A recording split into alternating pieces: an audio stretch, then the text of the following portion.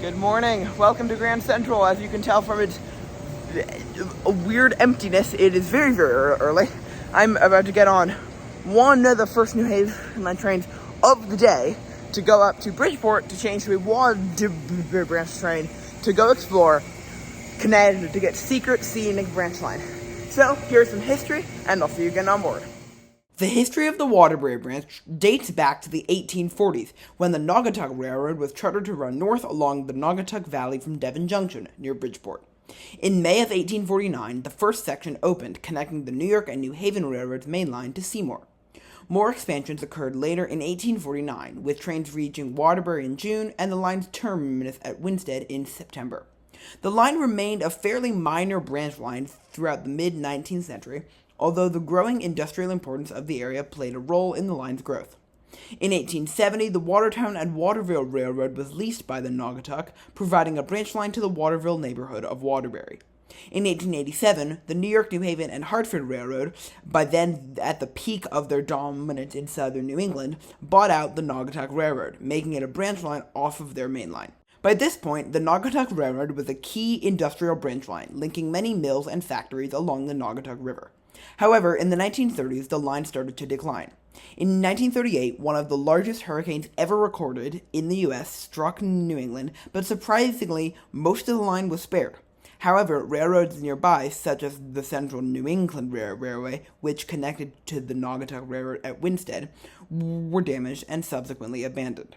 The line survived the 1940s, but in 1955, another extreme hurricane, Hurricane Diane, struck New England, and this severely damaged the line, as well as quite literally destroying many downtowns across the region. The line was put back into operation, but as a consequence of the hurricane, the Naugatuck Valley, which was already beginning to feel the effects of deindustrialization, spiraled into a massive decline. In 1958, service north of Waterbury was cut, and in 1960, the line was once again relegated to true branch line status with the ending of Waterbury to Hartford nutmeg trains.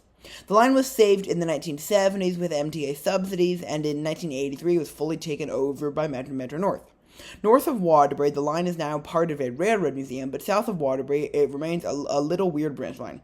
That is until August 18th, 2024, 1 week after I filmed this video, when catastrophic flooding occurred along the line.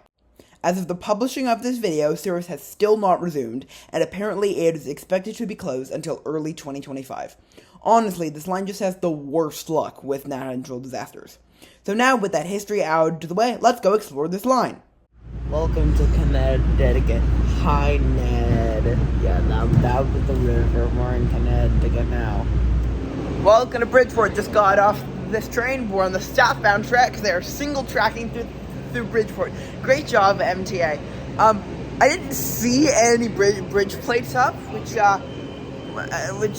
begets the joke, it's not Bridgeport without bridge plates, but I think they're just single track instead. I do see the train, and it does appear that there's a CT Rail Jeep on the front. Not sure why, but very FOMO and very fun. So see you again on board the train. Alright, so I got on the train at Bridgeport. It was indeed pulled by a CT Rail Jeep. I'm not sure exactly why. If I had to guess, it's probably because there was a Brookville out for maintenance, and since CT Rail has surplus locomotives now that Shoreline East is electrified, they just lent one to Metro North. So we left Bridgeport, passed through Stratford. Waterbury trains only stop there on weekdays, not weekends. We then passed over the Housatonic River and left the New Haven main line at Devon Junction. There was a transfer station here in 2015 or so when they were doing work. It was cool, but that's sadly not there anymore. And then we headed up the Waterbury branch. So here's a time lapse from just north of Devon Junction up to Derby Shelton, and I'll see you at Beacon Falls, the least used station in New Haven County, Connecticut.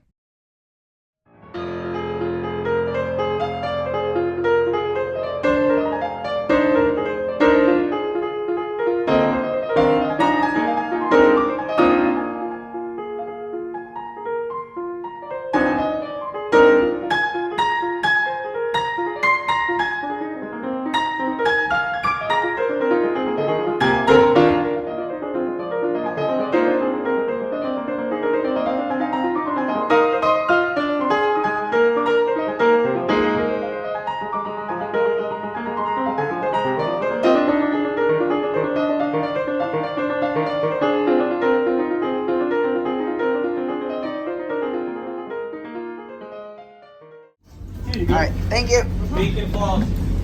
Only off and no on. Welcome to Beacon Falls.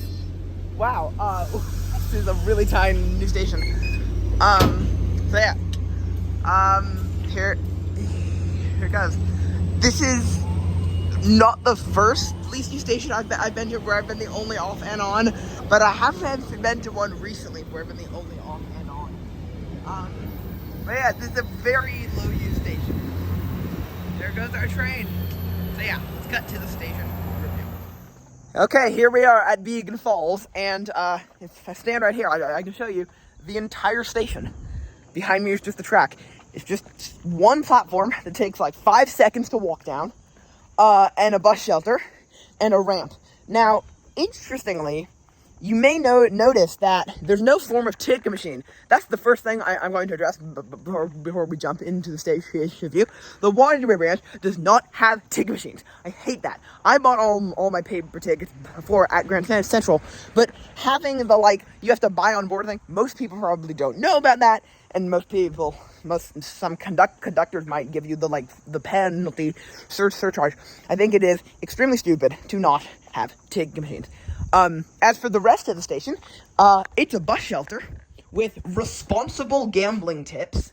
I mean, I wasn't intending on gambling, but if anyone wants to open a casino near Beacon Falls Station, they should do it responsibly.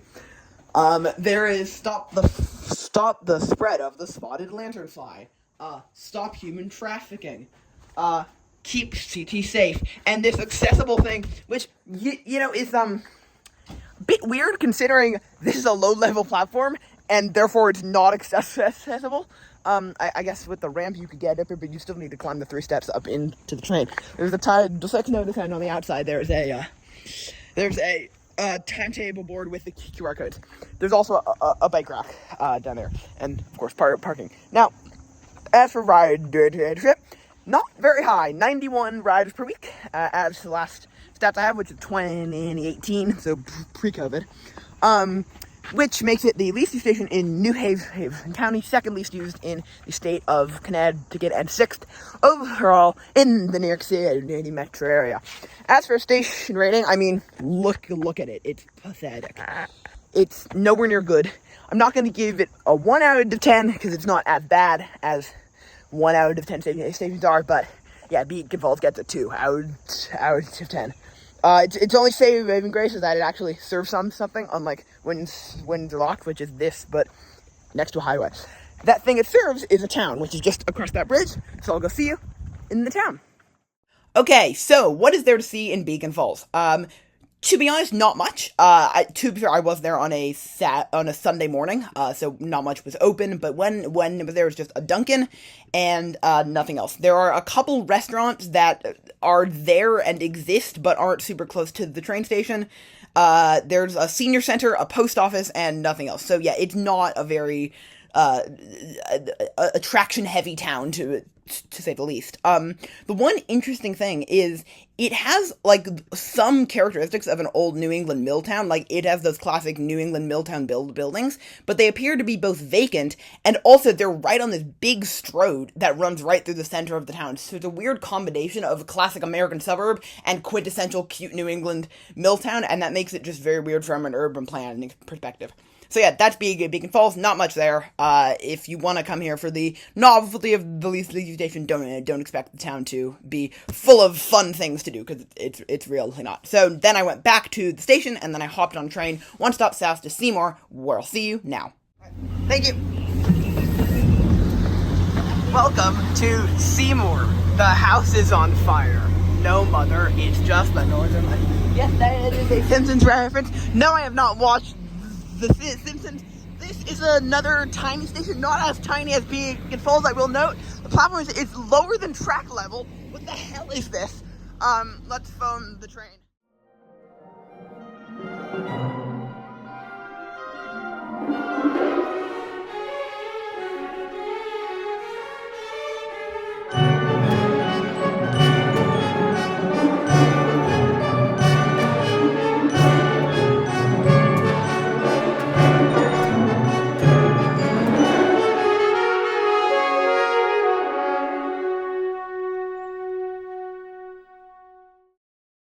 Okay, so Seymour. What are my thoughts on Seymour? Basically, cute downtown, very small though. I didn't actually explore it much. I just got off at Seymour because it was a nice filming spot and to do the Simpsons joke. But it seemed like a cute town. You could probably entertain yourself there. I then got on the CD Transit 255 bus, which is a monster route that runs from Seymour all the way to New Haven. I took it to Shelton, which is arguably the most interesting and hopping town on the line. It's not directly on the line, but it's very nearby. It was sort of interesting. It was more suburban than I thought, which sort of speaks to this whole area's changing. In recent years, it's gone from an economic depression to just becoming suburbs, which, I mean, it's good that they're not in an economic depression anymore, but I mean, suburbs are also not great. Take that as you will. I then walked through Derby to the Derby Shelton station, which was terrible. Here's a clip of it. It also had the Valley Transit District garage. They, in theory, operate transit in this area, but in practice they operate a dial-a-ride and a microtransit that only operates in the evening, so they're not very good. I then hopped on the train up to Naugatuck, which had some great scenery, especially in the section between Beacon Falls and Naugatuck. That's like the most wild portion of the line. It's the Scenic in Connecticut Scenic Branchline, and then I got off in Naugatuck, which would have been cool if the train weren't super late, but I'll cut to the actual clip of Naugatuck so I can explain. Thank you. Welcome to Naugatuck, another tiny mini station the size of Beacon Falls, but this one is worse because there's a station building right there that they don't use, and this is serving a big town, not the nothingness that is Beacon Falls. Ugh! It irks me to no end. There's a farmer's market here. That's really cute. I would have put in more time to explore, but unfortunately the Waterbury branch is 3 hours on weekends, and on Sundays buses just don't run here. And even on weekdays they only run up to Waterbury, which is not hugely useful considering I then have to go via Hartford, which takes a long time to get home. So yeah, they should really run the Waterbury branch more frequently because this is a cute little town. It's got kind of like New England vibe. It also has a bus route that, by a weird, it's got like 3 or 4 bus routes that all through run. But yeah, it's just weird. I don't know. Naugatuck has pretty bad transit, but seems like an interesting town. They should run bad transit. Yeah. Alright, so a few final thoughts on the Waterbury branch as I head back down to Bridgeport. So first off, the scenery on this line, river views broken up by mill towns and wild forests, is really great. With the exception of a little bit of suburban sprawl by Ansonia Station, the scenery is top-notch. Maybe not the type of scenery you'd expect from Connecticut, but it's unique in its own way, and it's fun to ride.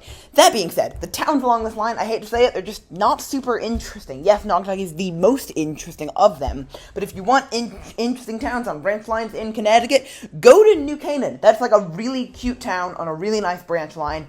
I would recommend that. So yeah, those are my final thoughts on the Waterbury branch, and now I'll see you back down at Bridgeport. There goes our train.